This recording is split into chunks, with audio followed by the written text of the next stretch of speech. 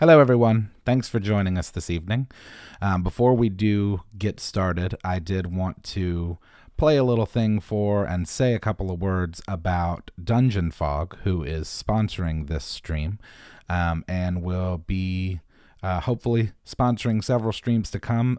Dungeon Fog is, if you don't know, an online cloud-based map creating system. So basically, it's an online editor. It lets you draw buildings, rooms, and dungeons. It's got like 3,000 preset props and filters. And here, I'll just play a little thing and then say a few words about that before we get started. So here we go with that.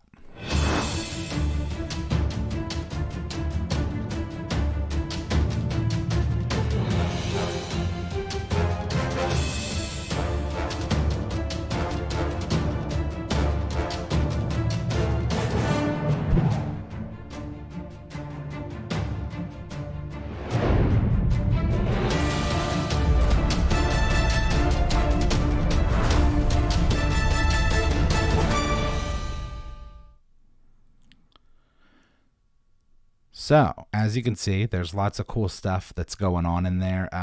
I was very, very happy and surprised with the capabilities that you have in there. And we've actually got some maps that we made in there that you'll be seeing tonight. But in the meantime, go over to dungeonfog.com. You can use the code MANSHORTS for 10% off of the annual subscription. It's already very affordable. It's $4.90 a month or $49.90 a year.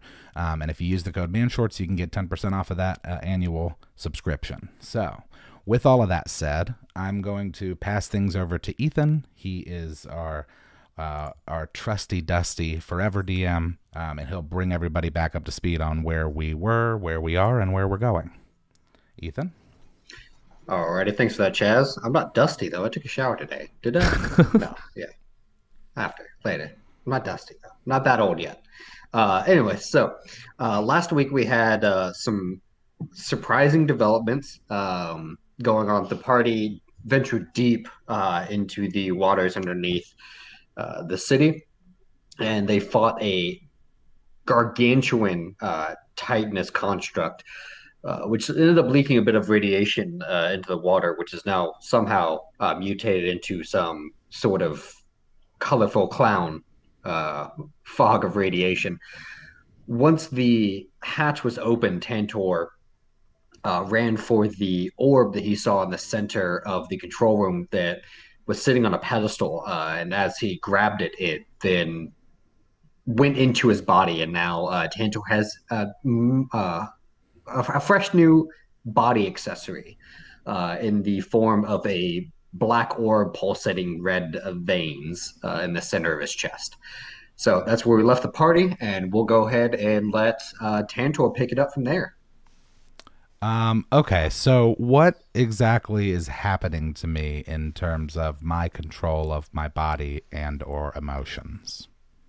So right now you can currently right now you can mostly control your body. You kind of in your mind you feel this it's like this entity is in the mind with you. But right now, all you can't really discern any feelings from it other than rage, and you're kind of doing a little mental battle with it.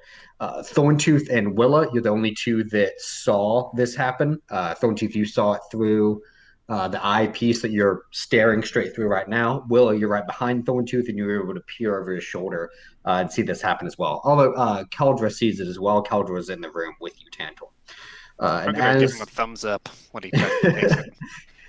So as that you and this being or this entity are wrestling in your mind for control, you end up actually losing this battle with this entity of rage, and now you feel powerful.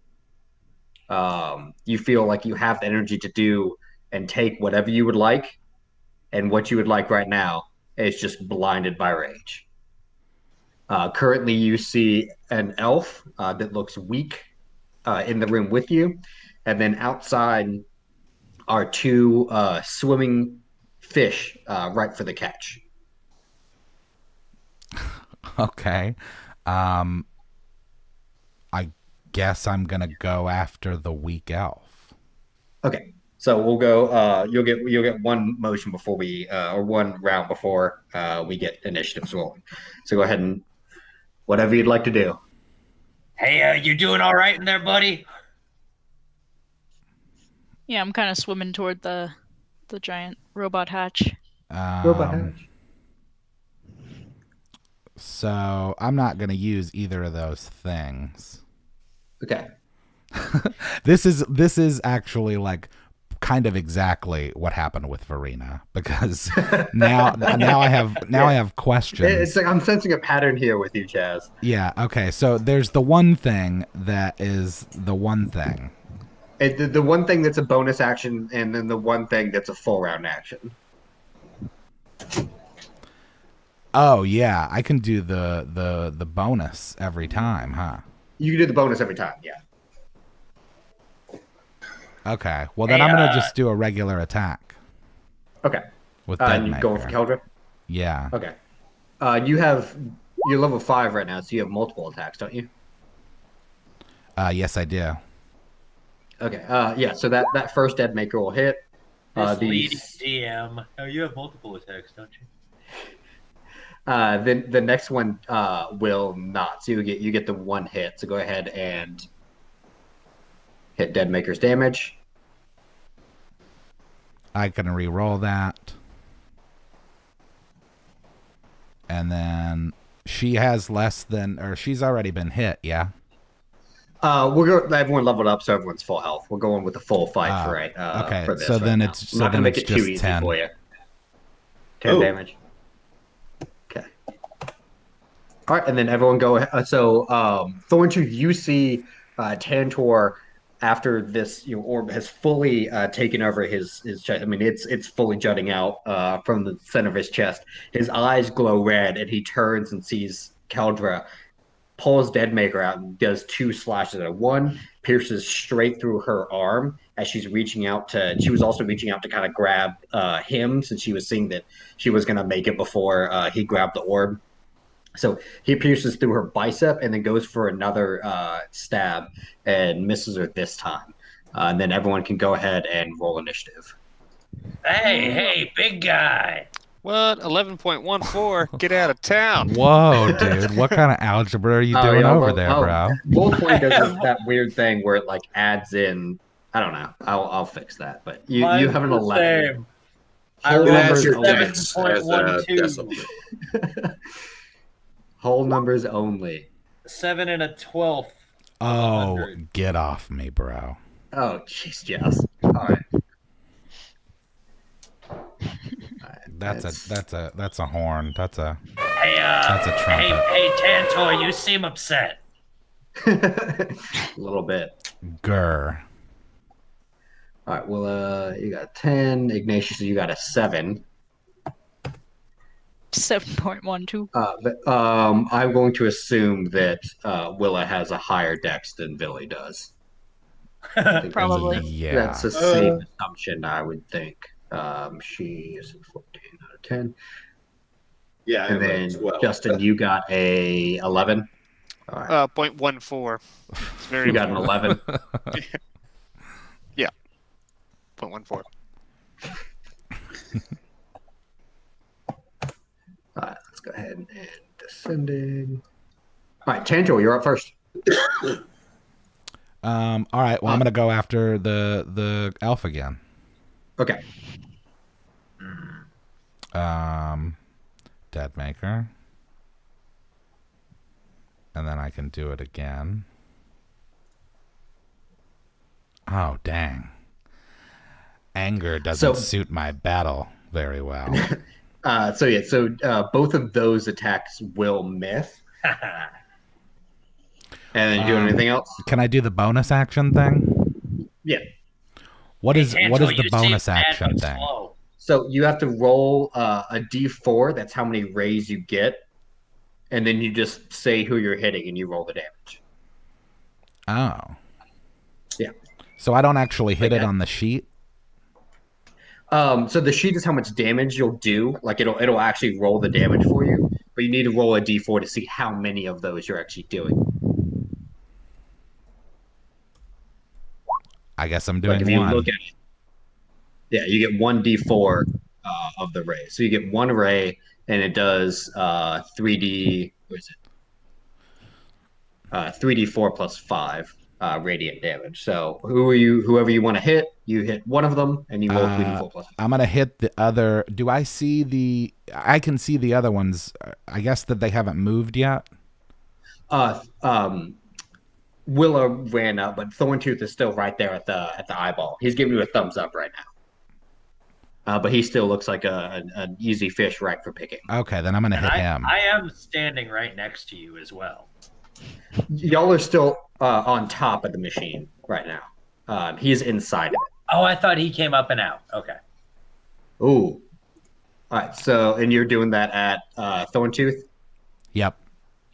Okay. So, Thornstooth, you'll take 17 radiant damage on maximized. So, after he swings twice at Keldra and she dodges left and right, she does a little juke, little dodge.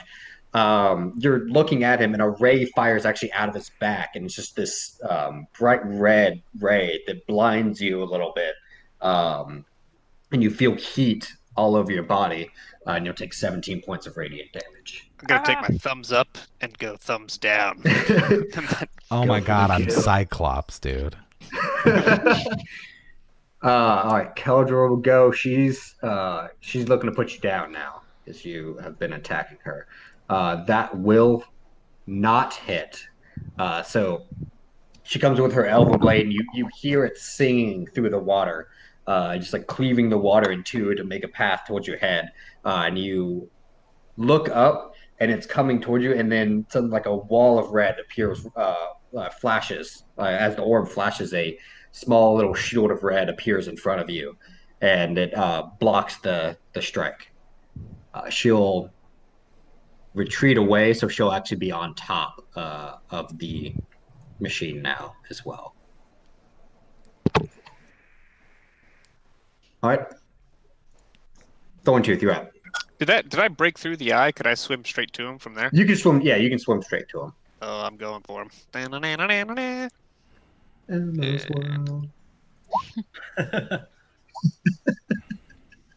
It's so dumb. Okay, so one will hit. All right. 18. So 18. Okay. So you swim, and you're just straight jetting straight to him. Yep. To try to get a bit more momentum in with your great axe. When you swing twice, one hit, you swing, and as you're coming like straight to his back, you feel like you've got a good shot. You see the orb, which is actually through his back now. Also, it's completely like in his chest cavity. The orb flashes red again, and as you're coming through to swing, you feel your momentum slow down a little bit. So you still get the hit, but your swing is a bit slower than you expected it to. It was like the water itself around you got heavier, and you were swinging through jello more than water. Oh, so like I'm dream punching.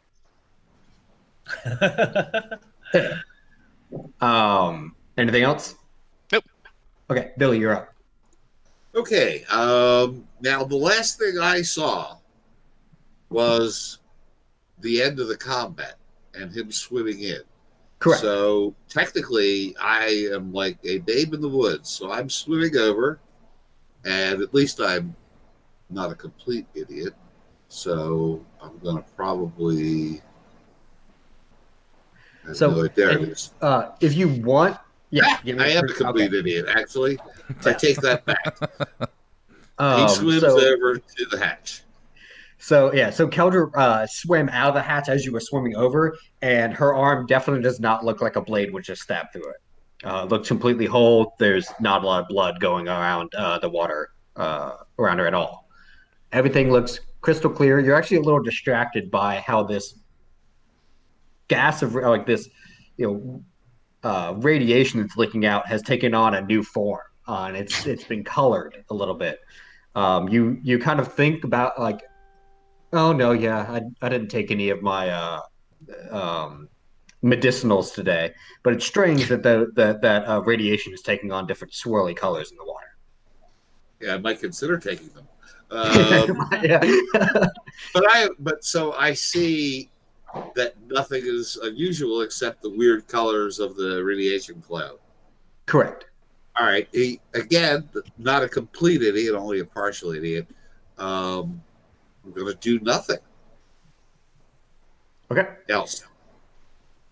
All right, Willa, you're up. All right. Well, I saw what happened, so You saw him.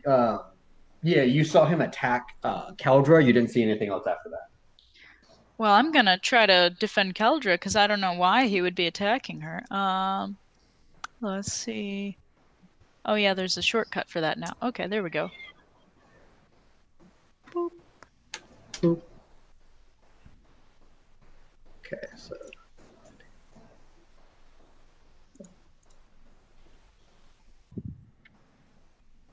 Okay, so you kind of step around and in the to look in the the cockpit a little, and you see him there as he's kind of charging his way to where Keldra was, and you kind of dip down, fire your bow, and right as it's beelining for his heart, the orb again flashes red, and just as your arrow is coming through, a beam pops out and just disintegrates your arrow before it even it hits it. Okay. You can roll a concentration check. So roll a d20. Okay.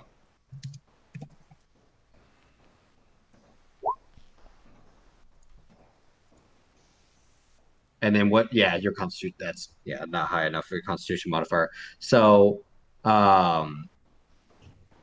so he does know where you he does know where that came from. So he knows that it came from up top. He was able to see where that arrow was shot from. And then, you want to do anything else? Do you want to move or anything? Yeah, let's move back and get some cover. Yeah, that sounds like a good idea. All right, so you're going to come onto his pauldron. Ignacious, you're up. So I'm gonna assume something bad's going on down there based on the blood coming out of this lady and the scared look on that lady's face. So I'm gonna grip my holy symbol and cast Bless on Keldra, Willa, and Villi because they're the three people I can see within 20 feet of me. Okay.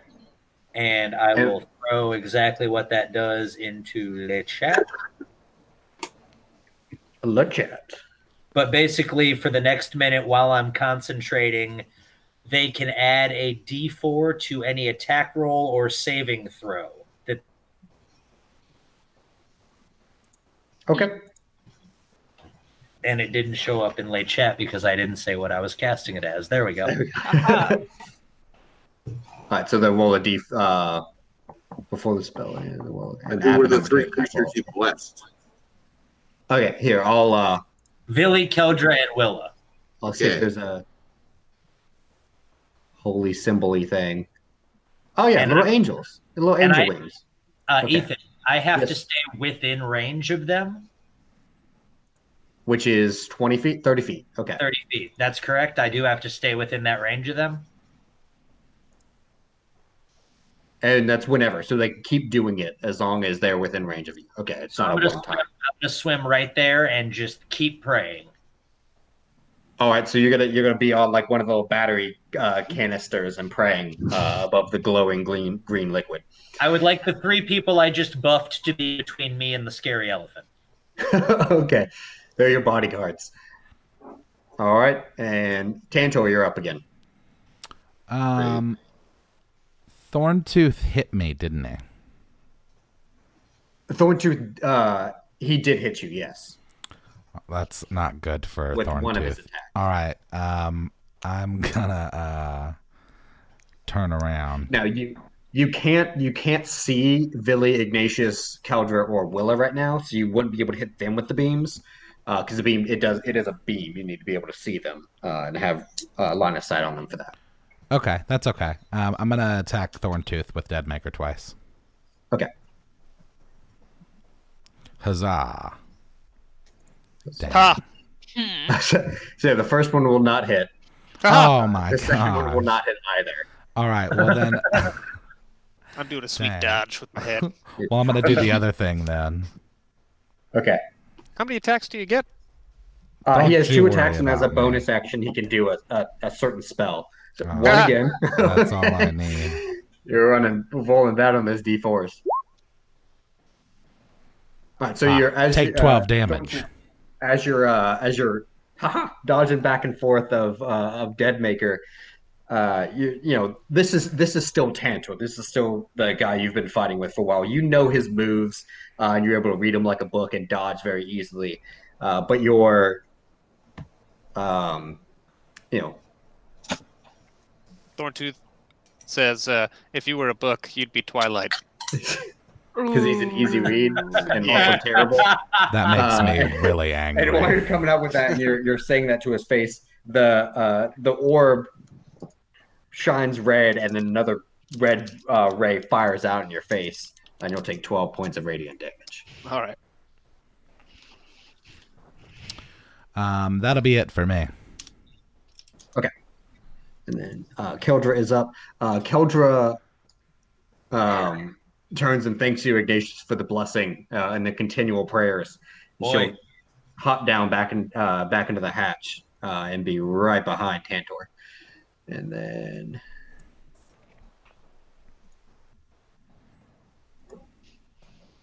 okay, so she'll get 1 hit on you, Tantor.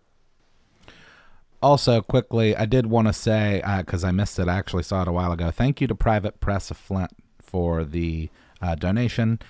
We're glad that our videos bring you joy, and sorry to hear that you're broke as well, but also very thankful that in spite of your being broke, you still contributed.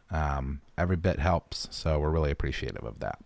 And I'm about to get Extra shout out to that dude, because he said he's 11 years sober on alcohol in the chat, and that's awesome because I'm 4.5 years sober. So all right, you, Good dude. Nice on you. work. Good stuff. All right, all now around. murder Chaz. Yeah, proceed with killing me. So Keldra will get 1 hit on it as her Elven Blade is shining in the water, tracing a path to your back. Again, the orb shines red, and a like a wall appears behind you, and it's like, you know, swinging through jello again. Her swing slows down, and you'll take 6 points of slashing damage. And then Thornstooth, you're up. Oh, I'm swinging.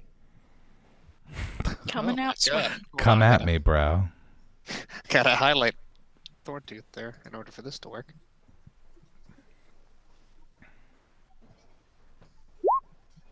Oh, yeah. All right, curses. that'll hit. Oh. That second one will not. So one hit. 17. All right, so you're just swinging in rage at Tantor, and I'm trying to hit the orb. Are you going for the orb? Okay, so the first hit, you're aiming for the orb. Again, as it's like a red light show going on around Tantor. So he's standing there. He's in line of getting hit, and just another wall appears in front of the orb, and it's like you're having to push through this wall to hit him, and he'll take 8 points. You'll take 8 points of slashing damage, Tantor. Stop Got having it. damage. Hey, you do it too, just not energy damage. All right, Villi, you're up. Okay, So, I Villi, think- by now you have heard things going on from inside the hatch. Okay, so I know that moving a couple of feet is okay. So now I can see. I'm not going in. I'm looking down. Yep. So All right. you can peer down and kind of be laying prone, and staring right at Thornstooth and Keldra are both attacking Tantor. Tantor's Right. got this massive orb through his chest. Got it. And I yell that out back to Iggy. Ignacious. Iggy to me. I never Iggy? call him Iggy. Oh yeah. Iggy. Iggy. And as my action, I'm going to, Wow. and that's on Mr. Tantor. Oh God! Okay, each creature And starts turning.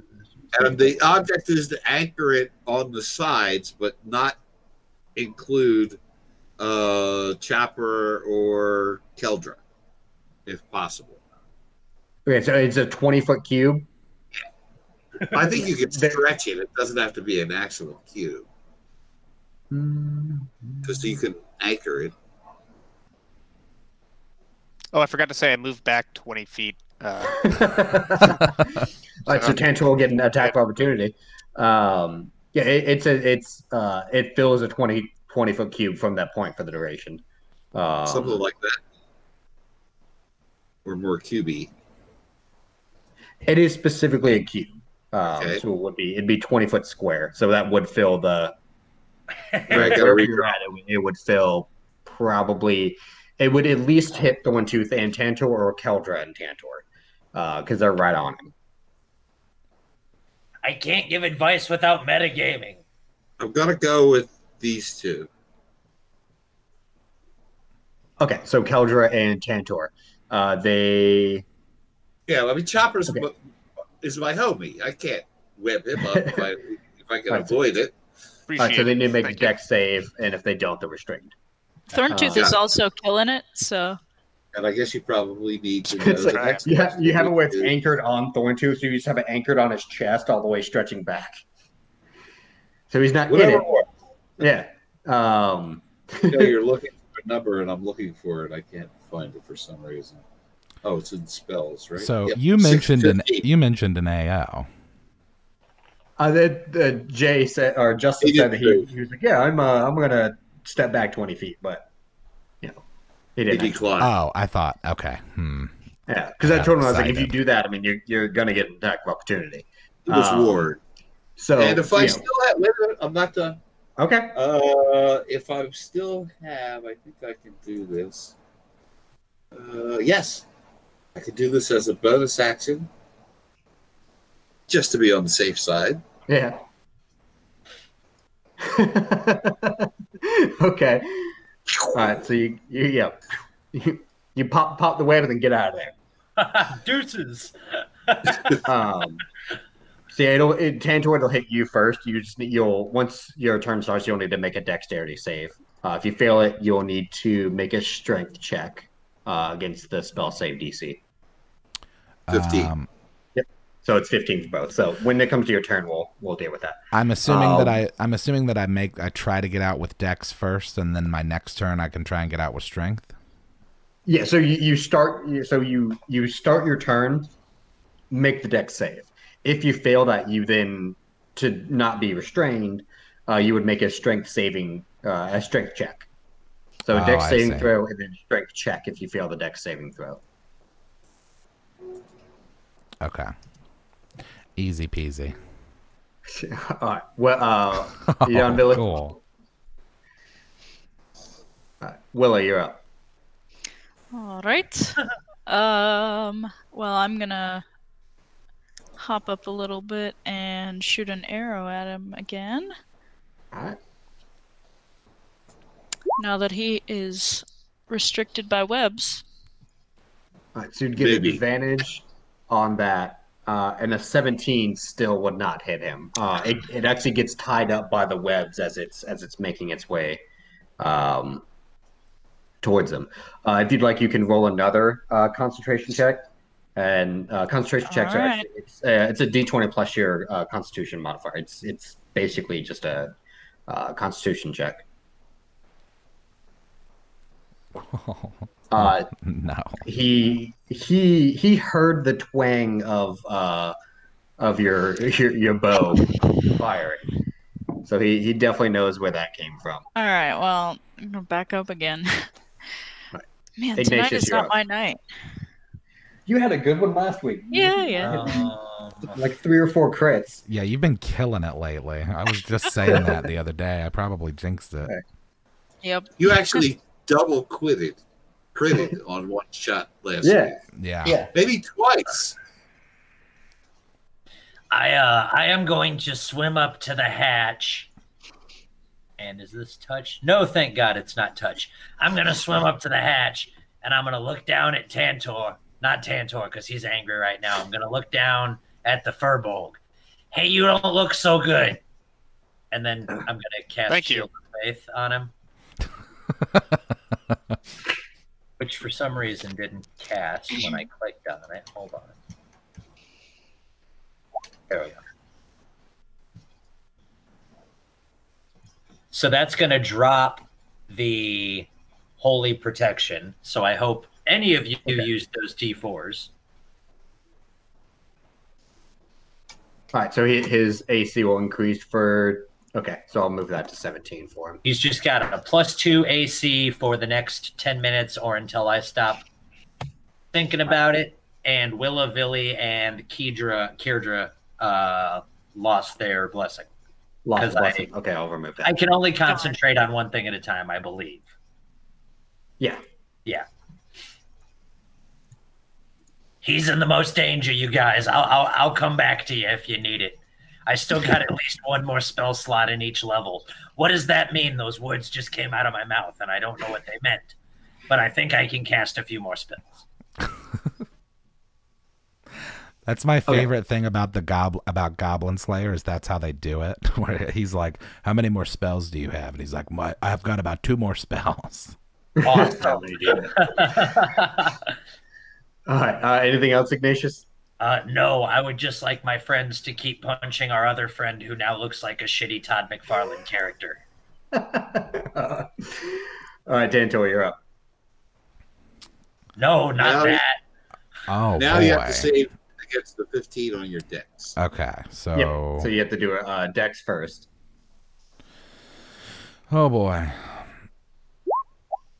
Fuck. Sorry. sorry. So unsurprisingly, you got that. And yeah, you're free to roam. But you like as the webs came around you just what is it like? What was the name in Entrapment? When she did the laser Catherine thing Zeta-Jones. Yep. She dips beneath the lasers. You became Catherine Zeta-Jones in Entrapment around those webs. Awesome. Well, then I'm going to lunge at Thornstooth. Okay. Let's see And all here. of his glowiness. Please don't. Oh, God. Yeah, that'll hit. Oh, second attack will not. You're lucky. Hey, you almost Hey, crit. my shield should help deflect that. Oh, never mind. I'm going to keep that damage. Okay. And I'm going to roll the extra Colossus damage. Oh. Max. So it's 19 slashing. Correct. Sweet.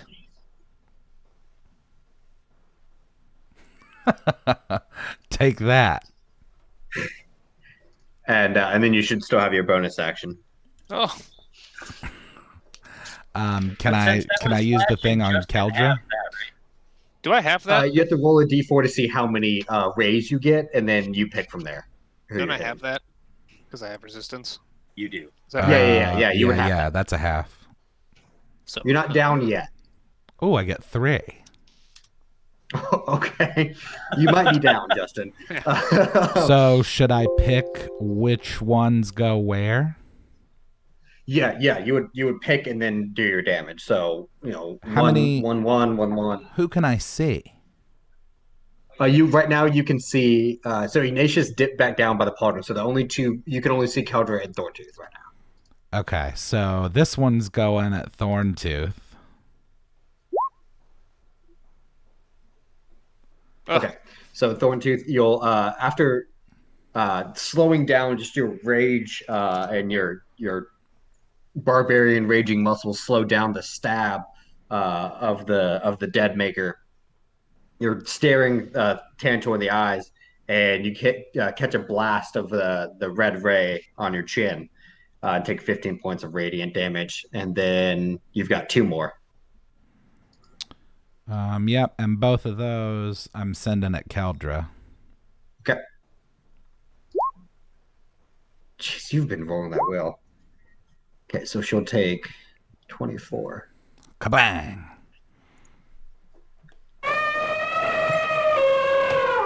Oh, yeah. Alrighty. Anything else?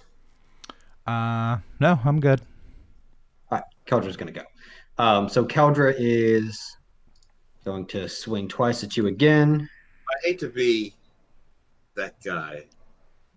Keldra has to make a dex save. True. Oh, yeah, that's true. I'll do that now. Hey, it's that guy. Sorry. She is within it. What's the DC? You said 15? 15. She makes it. Thank you. So barely. So she's grappled by the webs, but then she barely just slips, out of it. It dislodges her glove a little bit, but she's able to put it back on before she gets 2 swings on Tantor. One of them critting, so she got the crit. I hope you die. Oh, So, Jeez. yeah. So Tantor, you're feeling pretty invincible right now of the rage and power coursing through you. So you're just going full damage right now. You're not even feeling about defenses. And Keldra sees that. She sees that you've kind of relaxed your guard a little bit, and she gets an arm wrapped around your chest, and then she pulls you back into her blade. And so you look down, you see the tip of an elven blade coming out of your stomach, and you'll take 14 points of damage. That is halved. So do take 14? Yeah. Okay.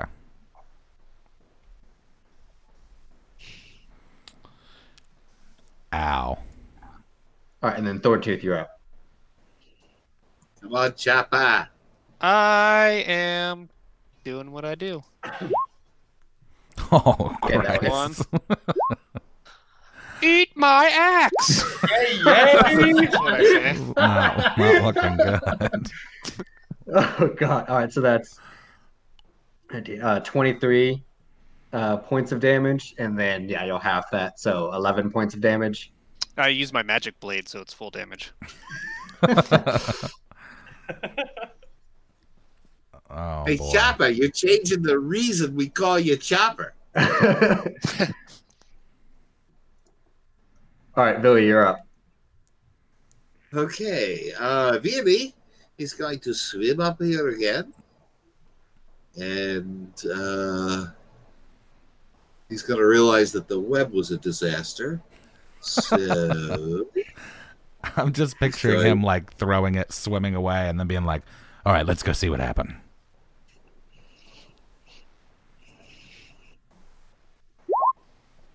on Tantor.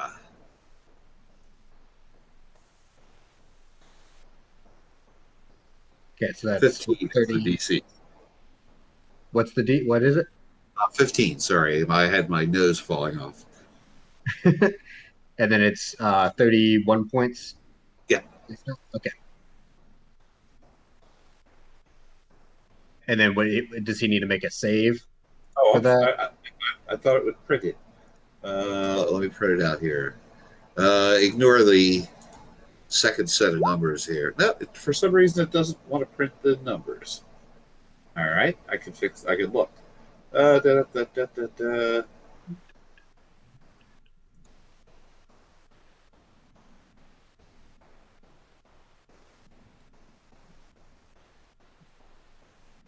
Yeah, save, and if they fail their save, it's they need a net. They lose that many hit points. I mean, I don't think they're actually losing the hit points. I think that it can knock out that many hit points. Yes, and it's a So Constitution? I thought everything was. This thing's got an awful lot of text. While Al is finishing reading, we just got a new dungeon crawler, I believe, named Zingzabar. So thank you, Zingzabar, for joining up. Zingzabar's an awesome name, too. It is a good name, isn't it? It doesn't say. So Constitution it must be. It's subtract each creature's hit points from total. Is there a save for sleep?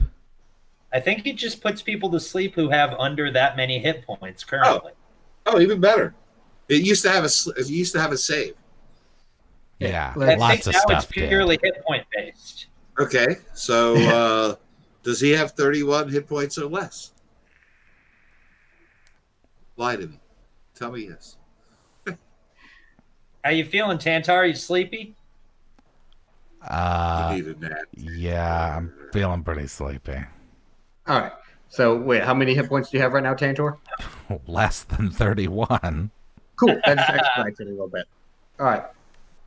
So, you, Villi, you come and see that your web was not effective at slowing Tantor down. So you go to more drastic measures, and you sing a little lullaby to Tantor. Dramamine.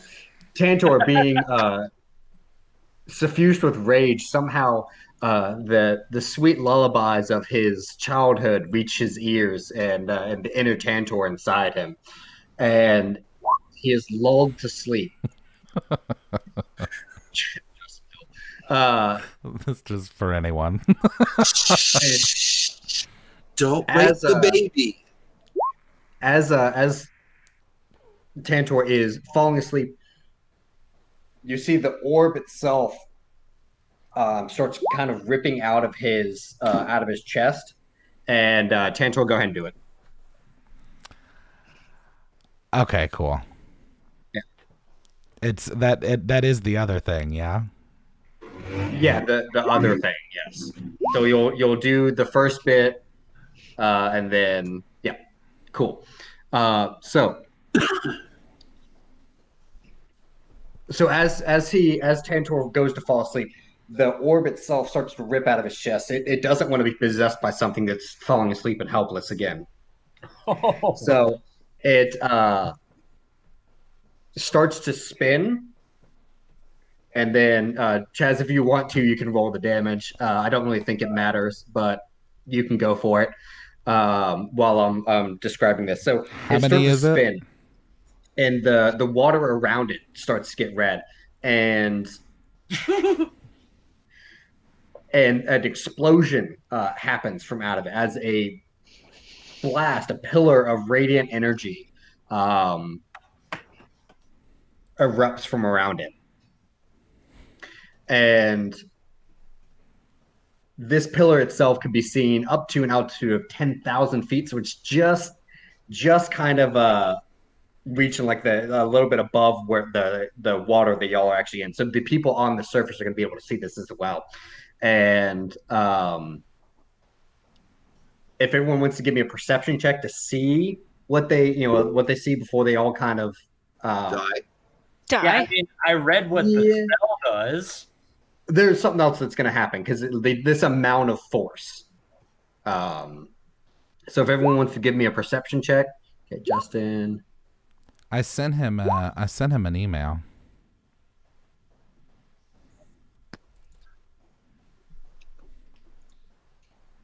Perception check.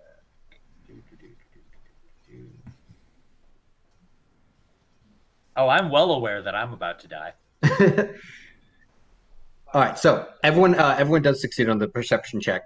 As this beam hits, before as it's actually coming down, because it's coming down from above, it is creating this maelstrom, this whirlpool of water that as y'all are hitting and actually blacked out from the forces, you see, and being pulled away from this Titan. You actually see that the amount of force that it had ended up opening up a portal in space, and you see, and it's centered on the orb itself, and you see the orb and Tantor going through this portal, and right as y'all black out, the portal closes, and then everything's black. Oh, that's not good. Ethan, it's only 8:45. What the fuck just happened? Then let me go ahead and get everyone's character. I just sent you a text, Ethan. Oh, let me check that. How many of those things do I have to roll, by the way? If you want to roll the damage, it's 10d20 times 4, and then another 10d20.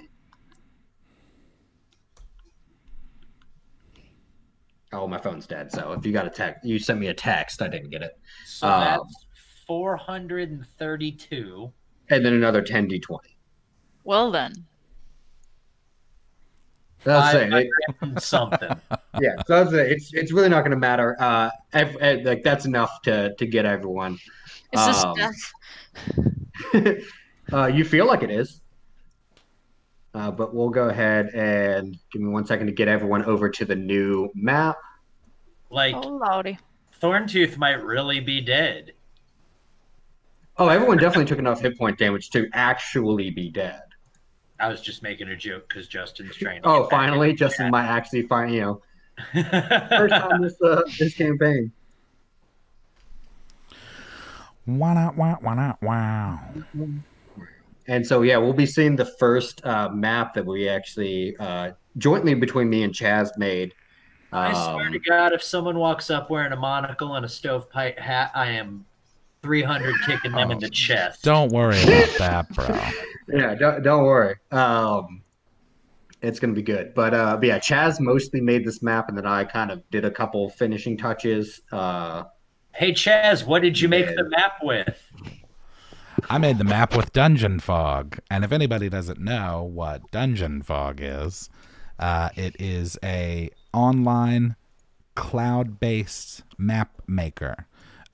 It's amazing, genuinely, the kind of stuff you can make in there. One of the coolest things I think about it is that you can draw in texture. So like you'd have a brush in like any kind of like Photoshop or Paint program, but you can elect that brush to be a pattern. So you can literally draw a brush in like dirt or sand or stone. It's really cool. They got a lot of assets. They have a huge library of props and stuff. And yeah, Ethan and I made this map together. That's we're cranking All right, into. and then we'll go ahead. We'll just make sure I have everyone, and we'll go ahead and switch to it. So, yeah, for anybody listening, it was not the clown map that they made with Dungeon.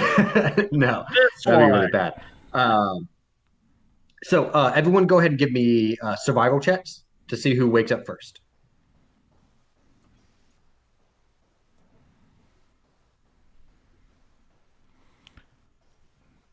Dun, dun, dun, dun, dun. Oh no! Except for chat, of course. I'm asleep. You need the rest. Okay, so it'll be Olivia wake up first, and then Justen, and then Al, and then I wonder if Justen is Jay last. I wonder if Justen is watching or he's just like following suit with everybody. I think he only can't get back into the Google chat that we're using. He's in Roll20. He's in the chat room. Okay, so he's just hearing us talk through. Okay, so okay. we're having a little bit of difficulties with the Google Meets, but Justen, he's guessing.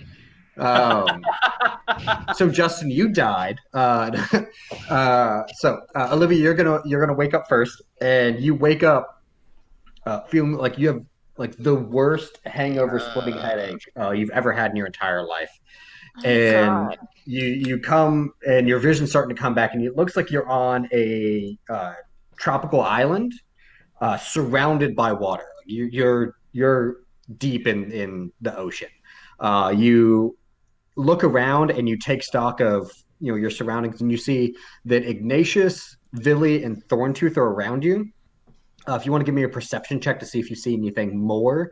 And there's a house but on to your north as well, but currently the rest of your companions are asleep. You also see, and it's resting next to Villi, there's a shining object. It's kind of catching the sun, and you look and you actually see the sun is setting to the west right now. And as the sun is setting, you're seeing a little glint off of an object next to Villi. I'm gonna stumble over there. Okay, so you stumble next to Villi, and you see that Thornstooth, you're waking up at this time, around this time also. You see, it looks like it's a little bit buried in the sand, but you recognize the tip of Deadmaker, Tantor's sword. What? The rest of it looks like it's kind of buried and covered in the sand. Oh God, Tantor! What happened? Wait a second. Are you trying to dig it up? Yeah, I'm Okay. vaguely remembering what happened, but I still want to dig up my friend. Yeah. So you dig it up. So Thorntooth, you're waking up, and Villi, you're waking up. Villi, you wake up to like sand being kind of Yeah, I'm pelting just your face a little shouting bit. about Tantor, and there's sand And- flying everywhere. Yeah. Willa, as you're digging up, What's going on? Villi, you turn and you see this before Willa actually feels this. Willa, you reach out as you're digging, you feel something kind of wet as you're digging. Villi, you see that Willa is digging in the sand next to you, and you recognize this Tantor's sword. And one thing that you see, plain as day more than anything, more than the sword that draws your attention, is you see Tantor's hand still attached to the sword, and about half his forearm attached to the sword. I thought it was And just then it gonna be ends a in the bloody stump. stump. And, no. Willa, you as you're digging, you feel the wetness. You pull your hand up, and you've got blood on your hand. Oh no. Thorntooth, you woke up as well at this time. Ignacious, you like just you're coming up as Willa has finished digging up Tantor's greatsword Deadmaker, and also from about like here up on his hand.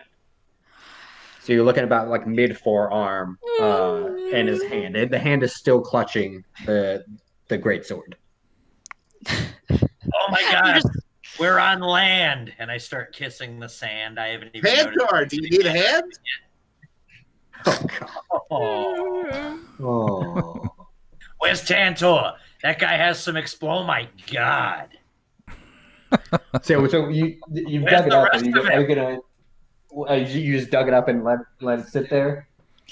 Well, once I realize there's a hand attached, I'm probably gonna back off and just start like whimpering and like pointing out at like woo. I'm gonna run right up to it.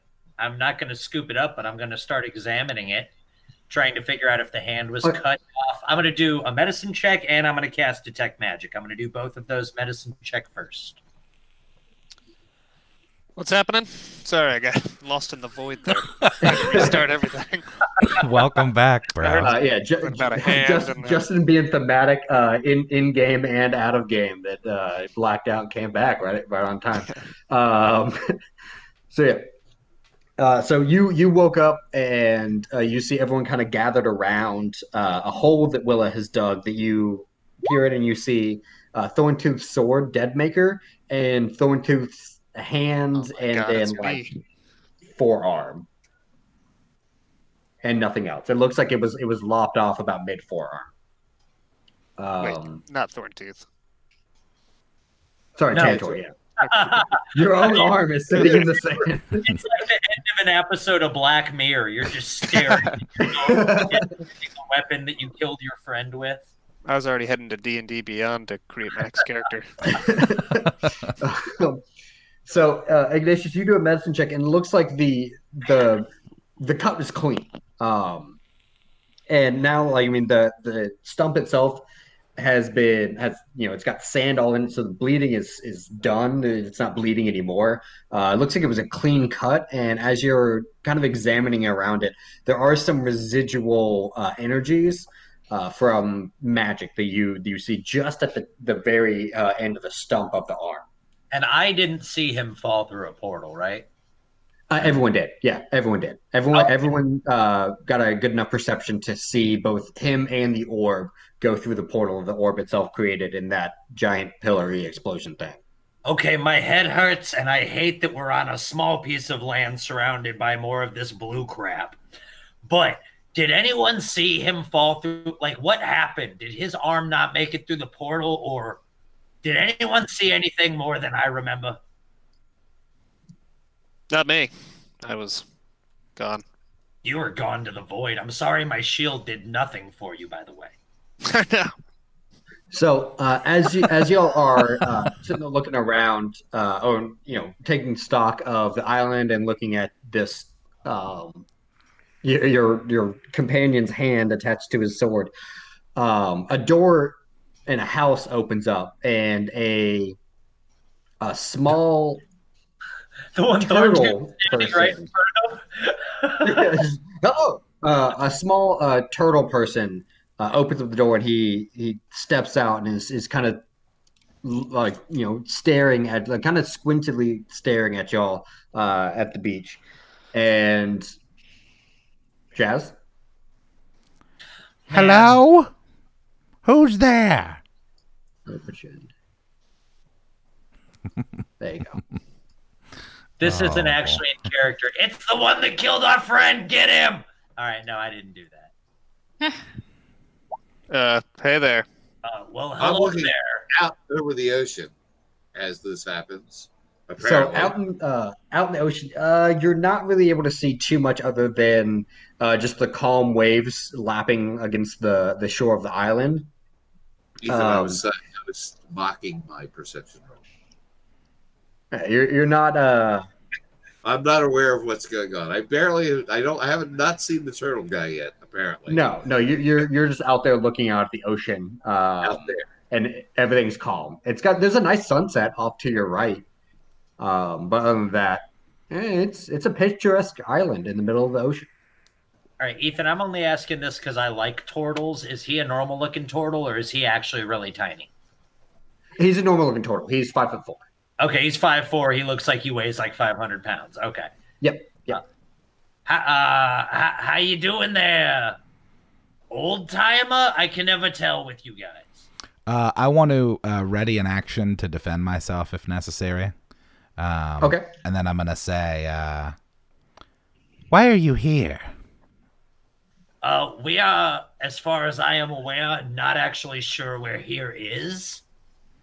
So we were hoping you could help us with that question. We were fighting our friend inside of a giant mechanical beast, and then a portal exploded out of his chest, and now we're here.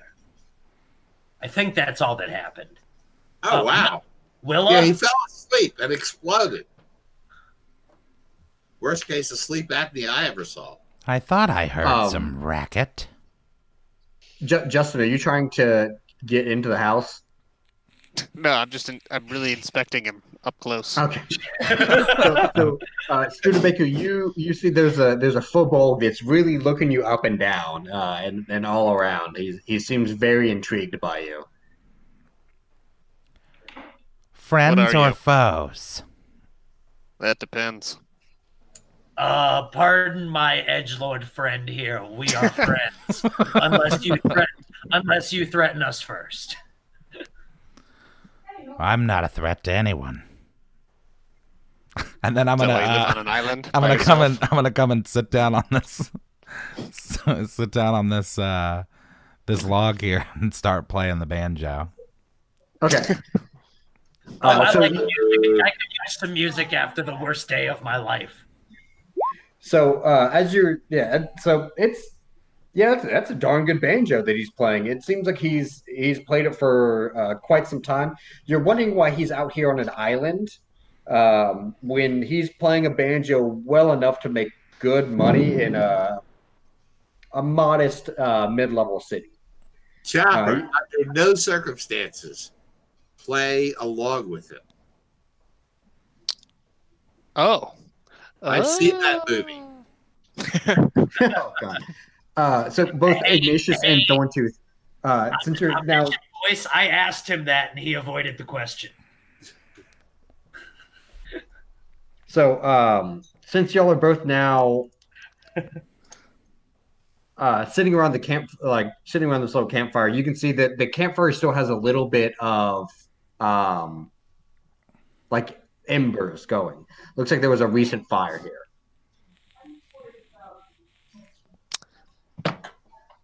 Were you cooking something? Or trying to stay warm, perhaps? What's that? And I'm just gonna keep playing the banjo. What do you do here? Why are we here? Well, I don't know why you're here, but I'm showing you what I do here. This is all you do? You just sit around and play the banjo? Unless I'm eating or sleeping, yes. How did you get here? Besides swim. He does have a boat. There is a boat over here on the edge of the island. Well, we'll be taking your boat now. It's been nice meeting you. Excuse me. I'm gonna go over and start trying to push the boat in the water. Hey, Thornstooth, he seems nice. Let's ask him a few more questions and see what's actually going on. Hey, man, what's your name? Oh, my name is Studebaker Peppercorn. Excuse me, sir, that's my boat. He's not going to take your boat without the rest of us. I doubt he would just float. He might, but anyway, I have questions. Justen, are you trying to push the boat out? Yeah. Give me a strength check. I just did. Oh yeah, dude, you as you're staring at them just with one finger, as you're staring at Ignatius saying he won't go without us. You just one finger push the boat out. Hey, Justen hasn't healed yet, has he? No.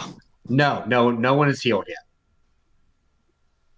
I'm not concentrating either, so you're not glowing anymore, Thornstooth.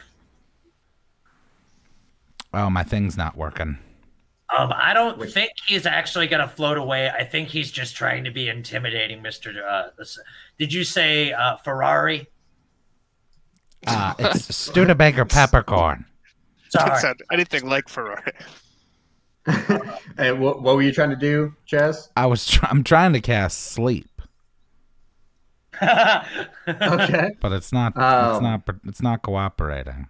You should be able to just click it and do it under your spells. Yeah, it's not. I'm wondering if it's because I also have this one open. Let me try something. Oh, no, I know why. Clicking on it for the wrong There it character. is. Okay. And you're targeting Thornstooth? Yeah. All right, so Thornstooth, you push the boat out with your finger and then hop into it, and in midair, you feel very sleepy as if a lullaby just suddenly hit over. And you actually land face first into the boat itself. The boat is still going out. Like you were able to still push it out, and you're now on the boat asleep, just kind of drifting right there. Mr. Chevy Cheese, was it? Studebaker Peppercorn. It's my name. Potato. Did you just put our barbarian bard to sleep? There's no way that I can hear you if you stay way over there. Thinking good about that for her. I'm not really that concerned about him putting Thornstooth to sleep. Thornstooth has survived way worse than being asleep. Oh, neither am I. I'm just glad that we, in a weird sort of way, glad that we don't have Tantor doing the negotiations. So, hey, Mr. Strudel. Studebaker It's Chevy Cheese. Peppercorn. Studebaker, I'm sorry about that. So are we the first people you've seen on your island in a while? Yes, now that you mention it, it's been quite some time since we've had any other visitors. What were the last visitors like? Did they just show up not knowing why they were here too? No, the last people that were here were friends of the master. Ah, see, now we're getting somewhere. You watch Doctor Who as well. No. Who exactly is the master? My master, Yoshi. Master Yoshi, huh? Does he look like you? No, he looked nothing like me. Whereabouts does your master Yoshi reside? Well, I guess I'll show you. Oh, convenient. I like this. Willa, come on. Villi, come with us, or make sure Tantor doesn't, or make sure Thornstooth doesn't die. Your choice. Okay. We're He's still down still whatever drifting spells we out were there. down before. Yeah, he's just floating away right now. Yeah, pretty far now. I don't think there's any saving me.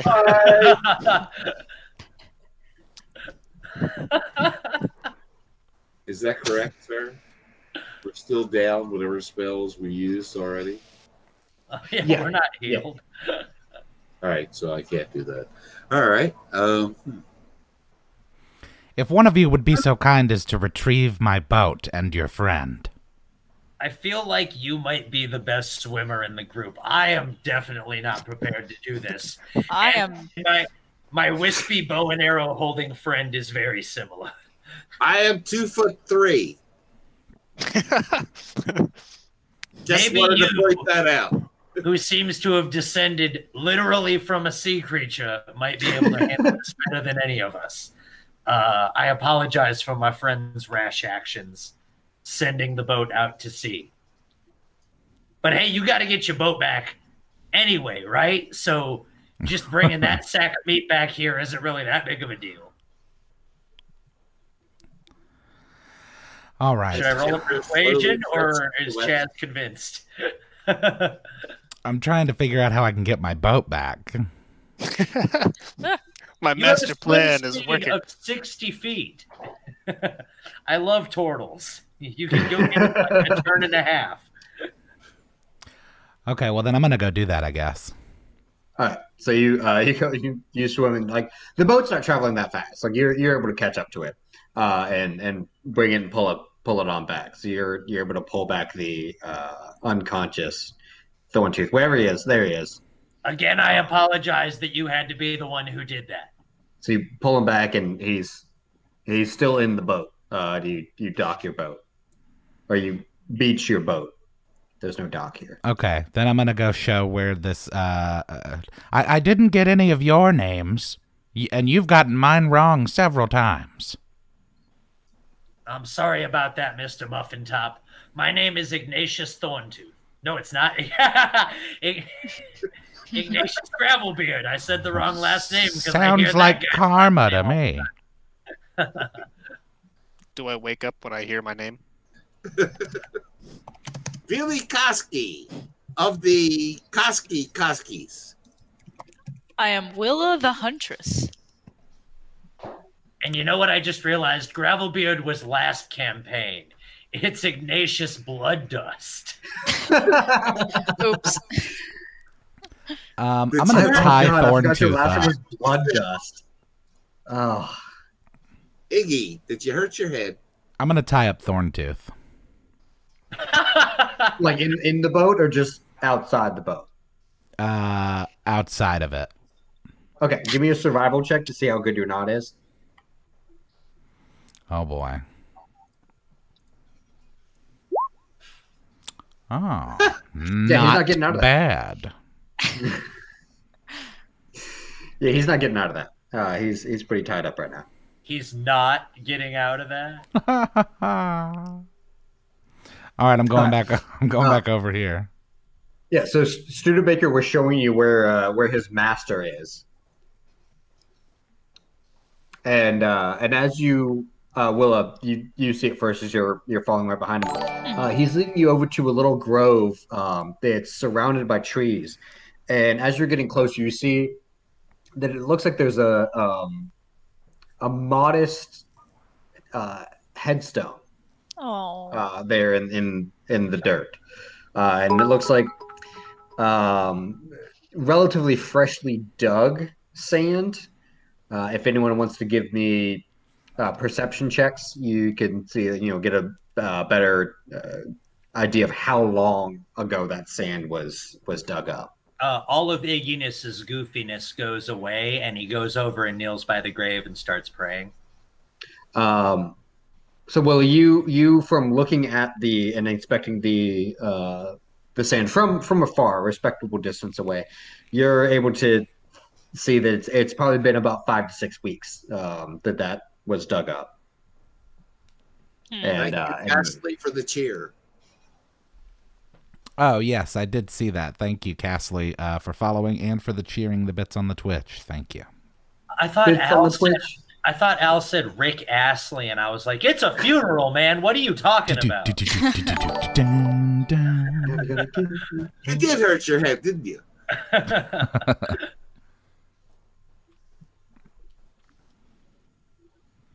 So yeah, y'all are looking at a grave right now. Someone else needs to be the mouthpiece. I'm being respectful, and I keep on praying. Someone else say something. Looks like this happened recently. Yes, it's just been about 6 weeks now since he passed on. Oh man, now the master's dead and the Tantor is gone. And, oh. Who's Tantor? Is that your friend in the boat? No, that's Chopper. Tantor, well, there's his hand on the beach. And then Studebaker, you finally take a look and see that there is what looks like a hole dug in your island. And in that hole, there is a very large greatsword with a hand attached to it and about half a forearm. Oh, well, this isn't good. Looks like we'll have to have another burial.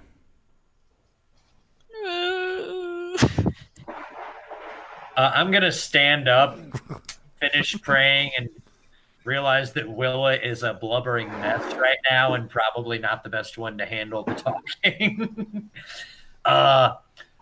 The problem with having a second burial is we only know where about an eighth of our friend is. Much less than an eighth. Yeah, he's a big guy. That's a good call. But we showed up here. We were all asleep, so we don't know how we got here. But I assume his arm got here with us. And he was a portly gentleman, so I don't really think that you would not notice him. Well, we'll have to at least bury his arm. He might want it back. I've met this guy. I don't know if losing an arm would necessarily mean it was the end of him, despite my friend's reaction. Your friend, your call.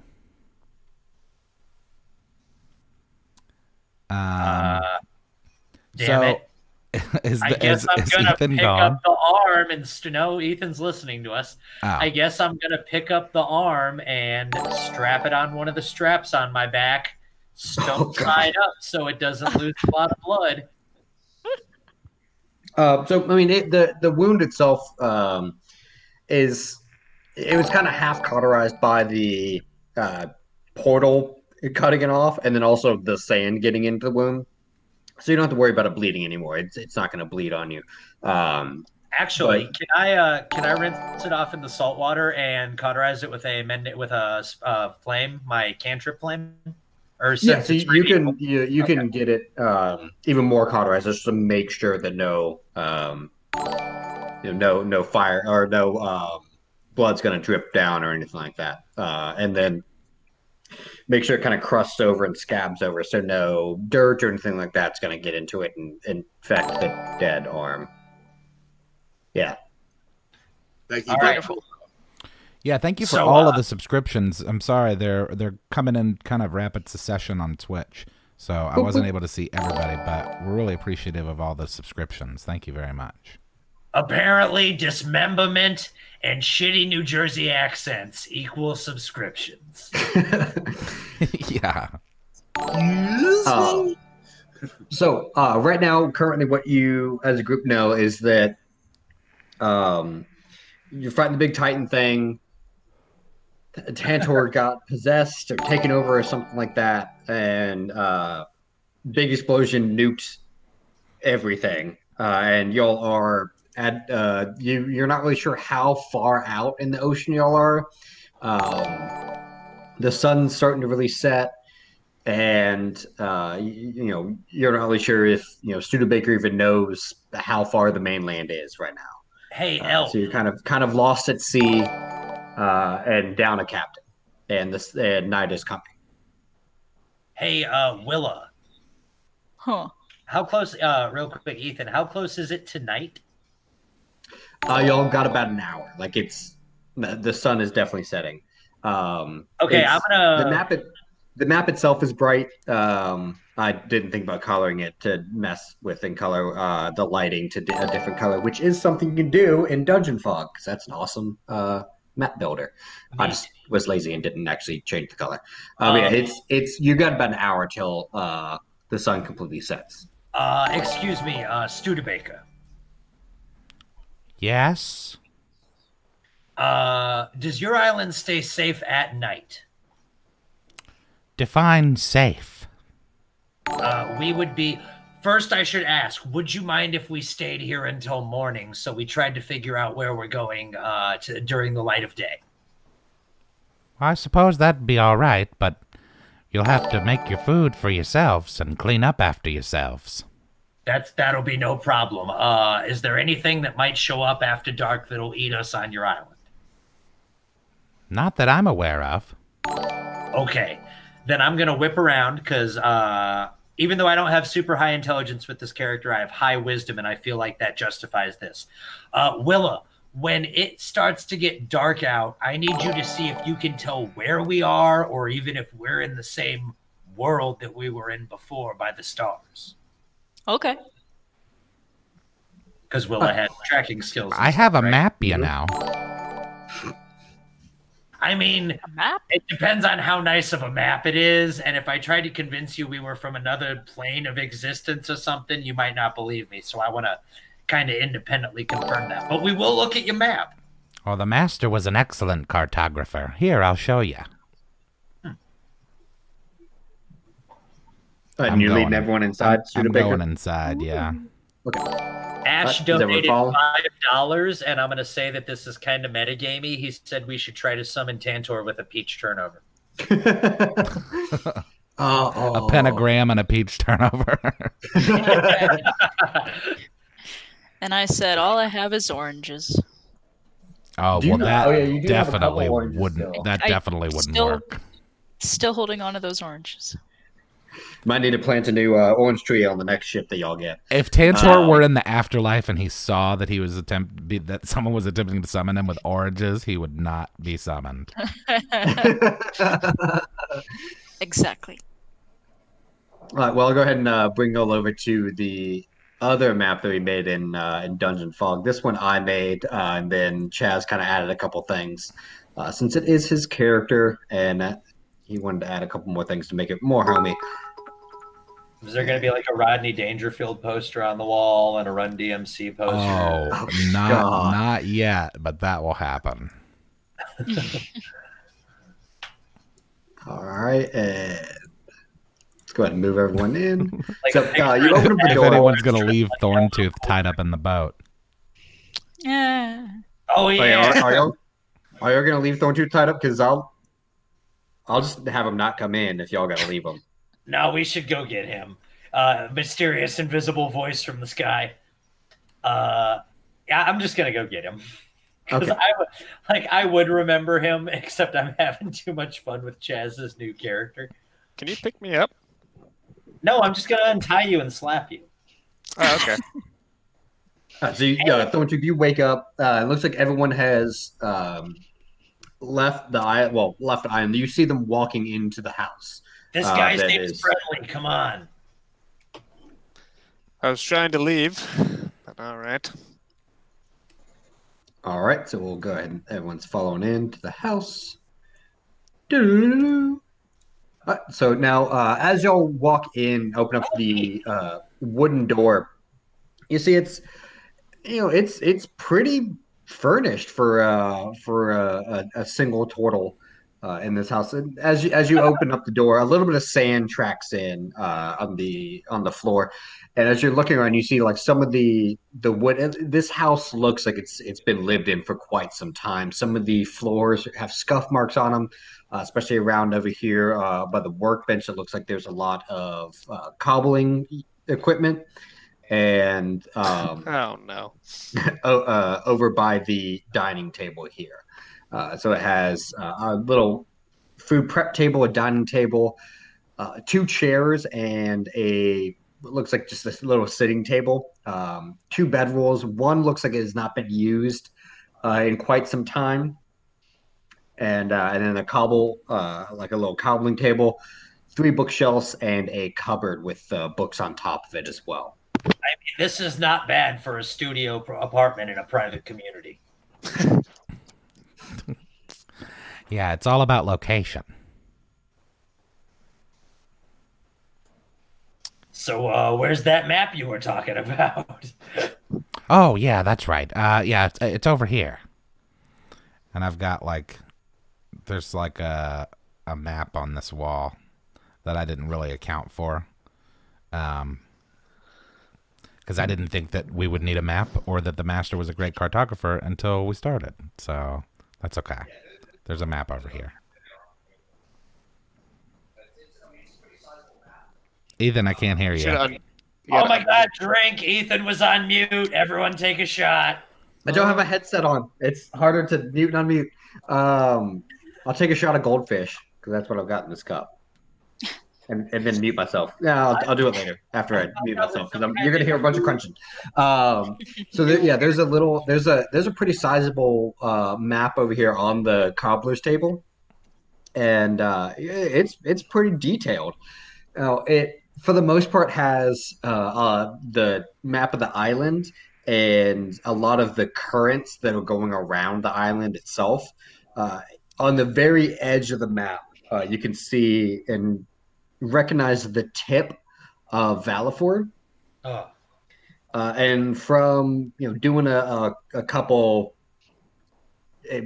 calculations, it seems that y'all are about 40-50 miles away from Valifor, like from the tip of Valifor. So there's nothing floating above us. There's no land masses above us. No, y'all are out in the wide open ocean. And from the only boat you can see here, it would take like a hard day's ride to get out there. In a day. So I'm trying to remember where we were at. Sorry, Justen, go ahead. You go. I'm just trying to remember where we were at underwater in relation to Valifor. Yeah, so y'all were about 8,000 feet down. Yep. And like 2 miles off the coast by the time you got down to the bottom. Northeast, west, or south coast, because we're to the south of it right now, correct? Yes. So y'all were on the east coast of it. So you were blown 40, 50 something miles south. Okay. Turtle Man. Yes? How old are you? Oh, I'm pretty old. I'm in my late 60s. Just not like 160, just 60? Well, most turtles live until they're about 50. I had a good friend of mine that lived to be 81. But Fascinating. I guess I'm pretty old as turtles go. All right. Do you know anything about the gigantic metal people? Never heard of them. Great. So, Studebaker, you do remember your master saying something about that, not really a giant creature or anything like that, but there was some deep ancient being in the water, like deep down in the water in Valifor. It's one of the reasons why he, kind of didn't really go way out to sea a whole lot. He was a cartographer. He liked, making maps, building maps, but it had been a long time since he had made trips back to Valifor itself. And so that's why this map, doesn't really contain all of Valifor as well. And you remember him saying something like, he was hesitant to go out that far in the ocean by himself on such a small boat. But he didn't say anything about some creature out there. It's some ancient entity that slumbered down deep in the ocean. Okay, well, I want to relay that. I do remember my master that once spoke of a being that lived deep in these waters. Well, it's dead. Oh, well, that calls for celebration then. You're What you got? welcome. I guess. I think our friend is either got maimed or killed while we killed it, so it's kind of a bittersweet thing. This is Tuntan, your friend? Yes, Tuntan. Got a lot of books here. Oh, Any yeah. books about portals? I don't know what's on there. It's a lot of old ancient magic books. The master was a warlock, you see. Oh. Now, that is interesting because until just a minute ago, I had not thought back further than a couple sessions. But I think that a warlock is the one that created all this chaos in the first place. Have you by chance seen a giant, scary, black flying ship anywhere? No? Studebaker, you actually did see it. You saw it. Yes. So this thing Yes, was big I enough did. you could see it. Sorry. So you could see it from your island. It didn't look huge from where y'all were, though. I know. You saw some, something flying, like some big black ship flying in the sky. But When it was was too that? far away to get like a detail. Because as I was saying no, I was thinking that he would have seen it from the island. What's the time frame on that? That was just like a couple of days ago, wasn't it? Yes. Oh yeah, the giant ship over the city. Yeah, that was a couple of days ago. I don't know what that was about. We were in that city, and through some shenanigans that happened in said city, we ended up at the bottom of the ocean. Oh. 2 questions. You then know the direction of, what was the name of that city? Valafor. Valafor. You know the direction of Valafor and the distance. Is that correct? Oh yeah, I know how to get there. There you go. That's where we have to go. Practice, You can be rid of us. We'll even take the hand with us in the hope that we find the rest of it. Well, I can't very well give you my boat because then I won't have a boat. But Can we use some of your trees to build one? Let's buy a boat. Buy a boat. oh, I mean, build a boat. there you go. How far is it to value for? About 50 it's- miles. Would you mind if I cut down a tree? Or It's going 10? to take a few trees. Knock yourselves out. Montage! Although it might be better to rest. You all look terrible. I agree, Studebaker. Also, I was going to ask a couple more questions about your master, unless we're trying to get off this island as quick as possible.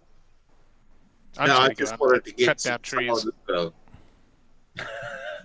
Chop away, Choppa. Yeah, go be manly, Tantor. Have fun. Take your shirt off.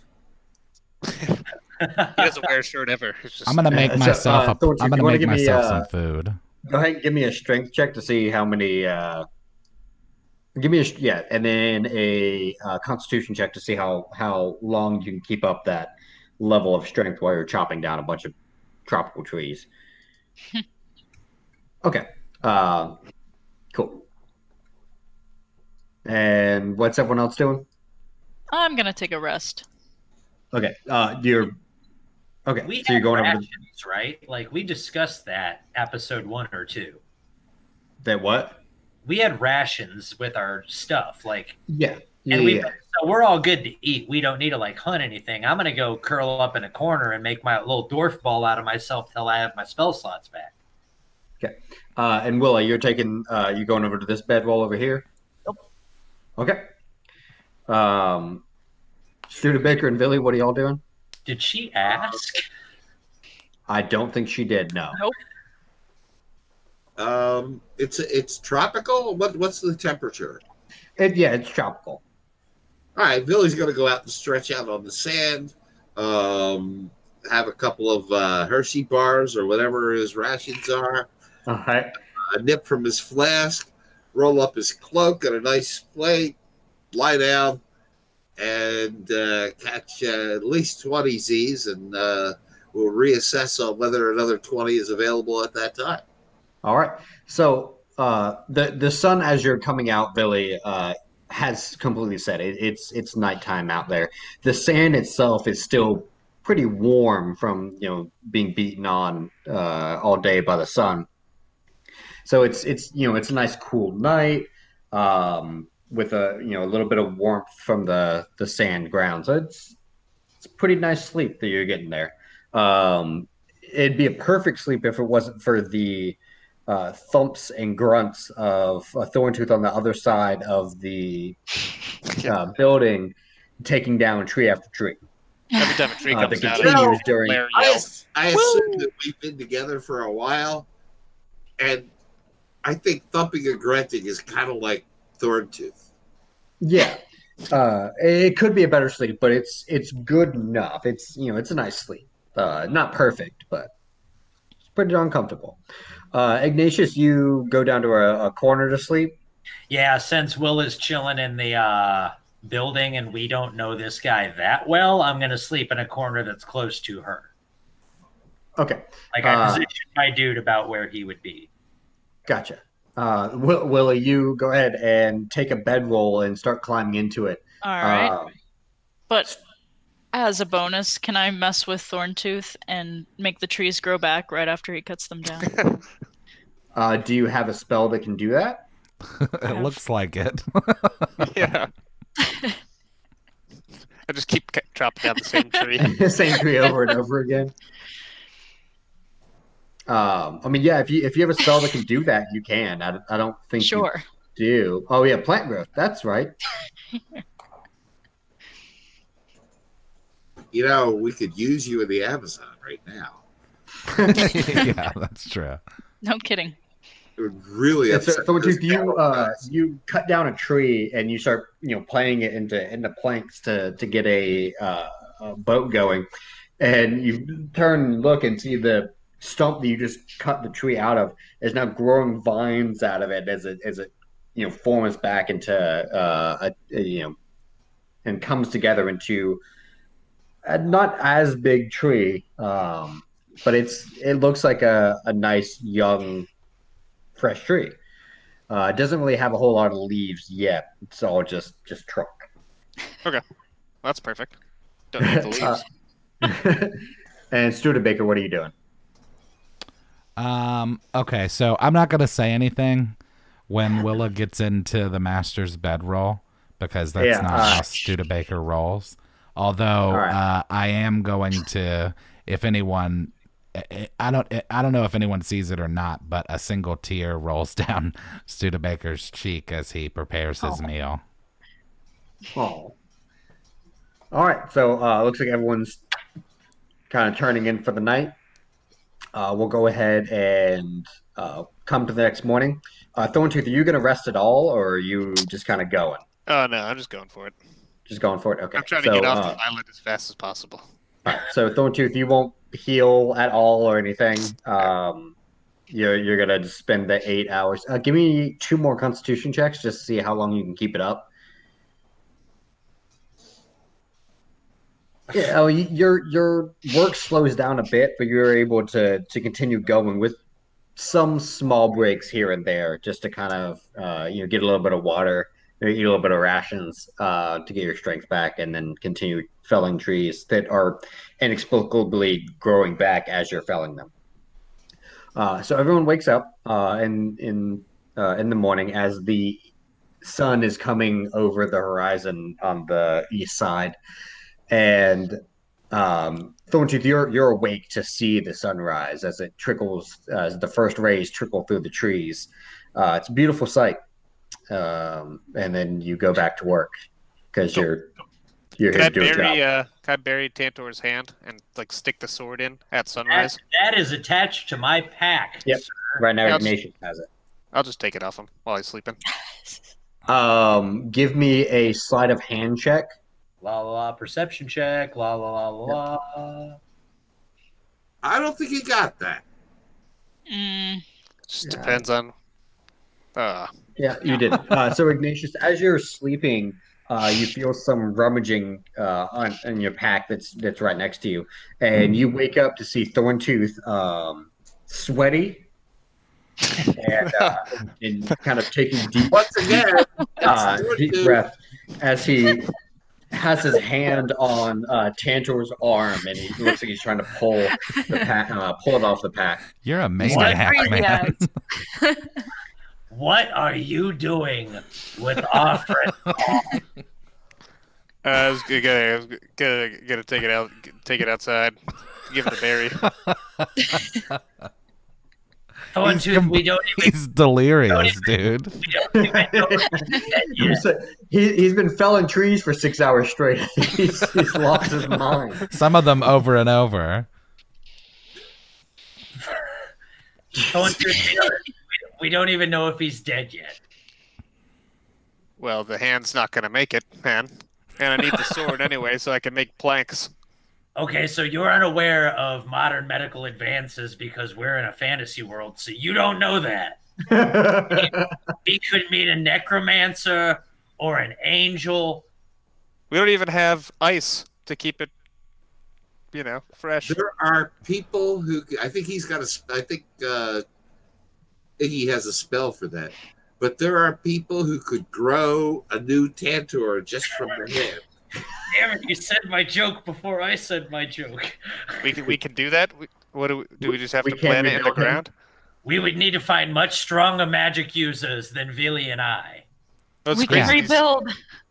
These trees just keep regrowing. I think the soil's magic. What if we just put a hand in the ground?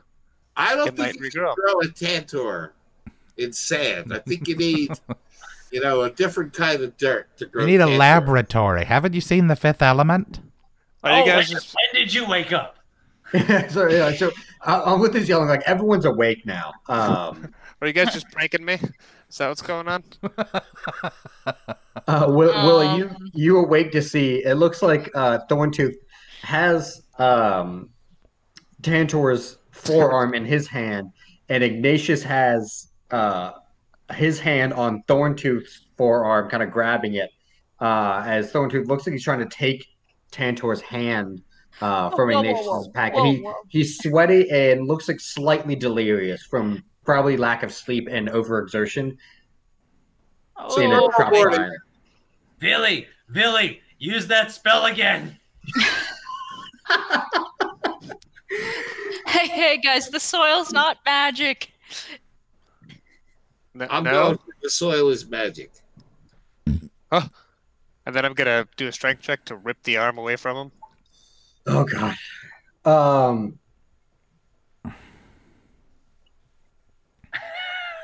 By 1. Oh god. So you end up successfully ripping the arm, the hand away, and then you fall into a much needed coma sleep and fall on the ground with the hand in your hand, and the sword at this point, from the exertion of the hand being ripped so violently from the sword actually comes out of the grip of Tantor's hand. So the sword clatters to the ground in the house. How much does that bastard weigh, Chaz? Studebaker? Deadmaker? Yeah, Deadmaker. I don't know. Whatever a greatsword weighs in 5e. It's not extra large for elephant size? I don't think Loxodons are that much bigger. I mean, I know I can hoist it up. I just don't want to look ridiculous. 6 pounds. Oh, Jesus. Okay, yeah. I didn't want to look like Cloud Strife standing there with a sword. With a 30-foot pound. Yeah, the 30-foot pound. We're working in forces now. Want an anime scale sword? Yeah. Not for this character. Yeah, so it's 6 pounds. You could be able to pick it up. I want to see. This character's hair isn't weird colored or spiky or anything, Al. This character doesn't need an anime aesthetic. I want to see anime Tantor with an anime sword now. So and like flowing locks coming out, coming from underneath the cap. Chaz, do you have that elephant sound effect queued up? It would just be like, Nani? Yeah, pretty much. Okay, I'm going to lay the arm next to Thornstooth because I think that was the crazy talking. But I am going to keep the sword with my pack to make sure we can return the sword to Tantor at the worst. Because I don't think that that's worth breaking our party up over, fighting over whether Thornstooth really thinks we should bury the arm or not. I think we should let Chopper. Yeah. So Yeah, if he wants to, when he wakes up and has had some rest, I will totally let him. all right. So everyone's awake now except for Thorntooth. Thorntooth is asleep again. And you've all had a full night's sleep except for Thorntooth. And so you've got all your spells back and all your hit points back, and everyone's good to go. It occurs to me that I've got to pick up some supplies in Valfor, so I'll just ride over with you. Man, I wish you would have told us that last night. I was stressing over how we were going to get home all night. Yeah, man, good timing. Anyway, thanks. Like a no. When Tantor wakes up, he's going to be pissed. He spent all night making a boat. And actually, as I was saying, isn't Tauntaun the friend of yours that's gone? Oh, Jesus, Thorntooth is what I meant. He meant Chopper. All these people whose names start with T. All two of them. You can actually see outside the two windows that are here in front, and you can see that Thorntooth has actually done a lot of work overnight. It looks like he has cut down and also planed enough trees to make like 2.5 boats. You're not really sure like what he like if he just like kept going and didn't know how much he needed to make a boat. But there's a big pile of planed up and wood ready to go for making a boat. Wonderful. I'll have firewood all winter. And it's not like a big like an airship boat, but just like a little rowboat that can hold.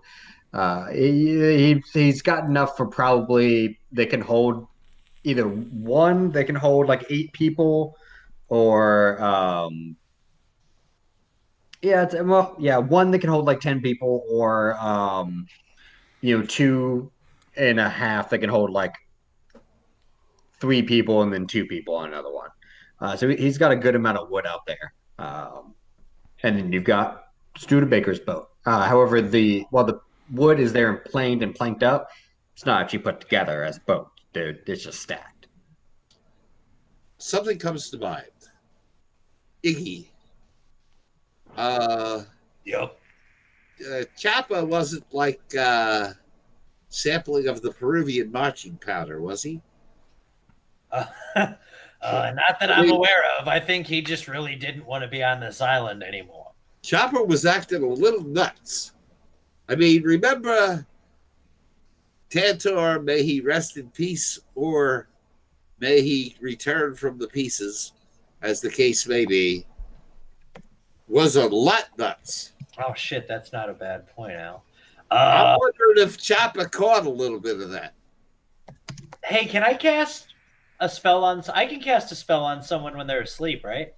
Oh, yeah, you could do really whatever you want with someone that's asleep. They're helpless. That's a horrible way to word that. Oh, God. Yeah, but I have they're regrets. He helpless. stands over me sweating and grunting.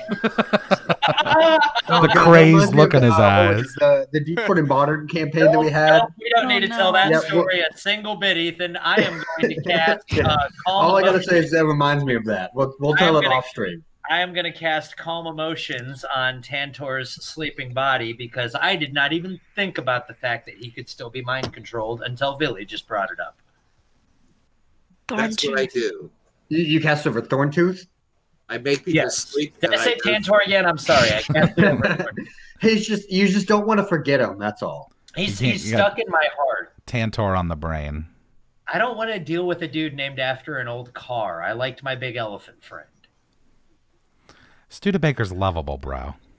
I haven't gotten to that point yet. This is like when they add the the new little kid on a sitcom when it starts to get shitty and everyone hates him for the first. Oh. So that's just this episode, though. Next episode, I'll like him.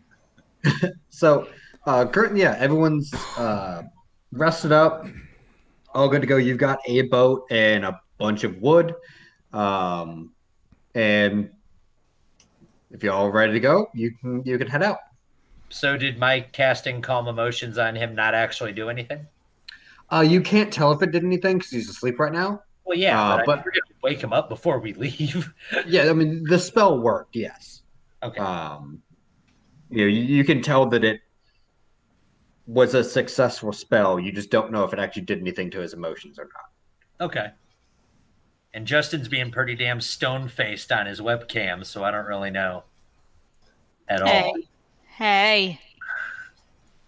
All right. Is anyone going to wake Tantor up or Thornstooth up? I'm doing it too. No one wants him to go. Hey, Thornstooth. Hey, Thornstooth, get up. Hey. Slap him around a little bit. How you feel? I'm not going to slap him this time. How you feeling this morning? I don't know. How should I feel? You're being creepy because I didn't cast any mind control spell on you. How you feeling about the arm? I'm gonna go bury it. All right, I'm going outside too. We'll go ahead and we'll move everyone outside to I guess I'll follow island. him so we can have a little service. I'm the most religious one. I guess I should do the actual eulogizing. Okay, so where are you gonna bury it, Thornstooth?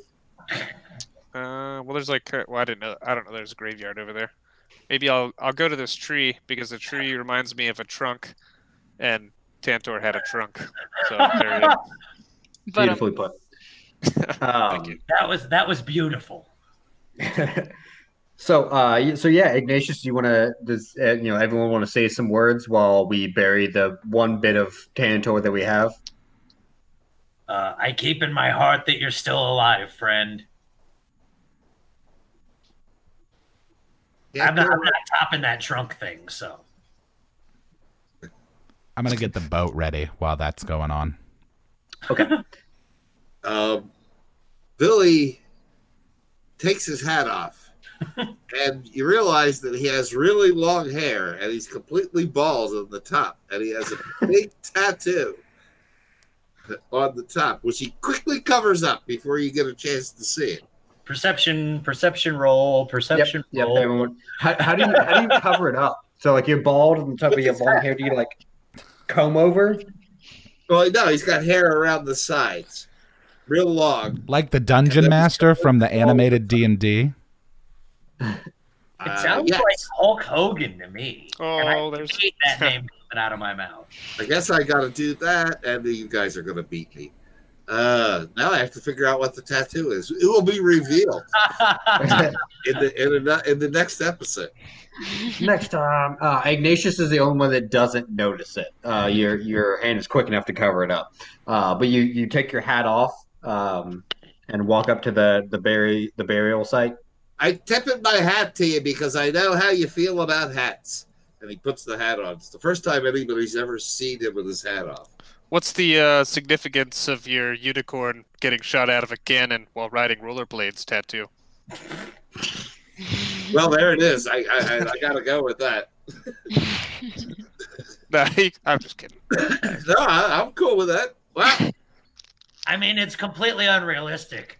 What are rollerblades anyway? Well, They're I'm shoes with assuming wheels. that they would be like swords with wheels on the one side. Oh yeah. Rollerblades. All right, I get it.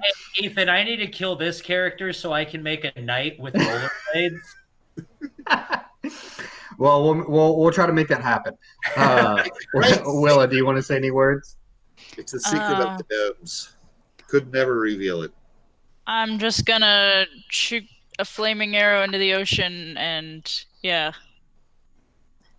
watch in silence. Whoa.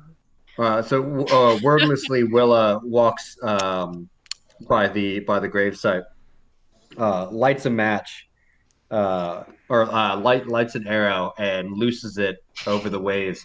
It sails almost impossibly long through the air, like it is kept up on the hopes and dreams and um, well wishes of Willa for Tantor. And then finally, after what seems like an impossibly long time, it dips below the waves. You hear Tantor scream. All right, and then Studebaker, after giving you deference to bury your friend and the time to grieve, he motions that the boat is ready to go. I'm gonna hop Let's in the get boat. out of here. Yeah, let's not miss the boat. Let's skedaddle. I don't want to be near water ever again after we get off this Yeah, damn please. Okay, so everyone gathers around the boat. Studebaker pushes off, and the party starts heading back on their journey to Valafor to check on how the city is doing, while also the memory of their lost comrade weighs heavy on their minds as the waves take them out into the ocean, and they stare at the horizon as the sun is rising on a new day. And we'll go ahead and we'll end there for the week. I'm actually gonna sleep on my own accord. You're gonna actually finally. Okay. Thornstooth elects to sleep. All right, cool. So that's where we're going to be ending for the evening. If everyone wouldn't mind just being patient for a moment, I want to run the dungeon fog thing again, just in case anybody missed it, and then talk about that briefly. Just give me 1 second. Here we go.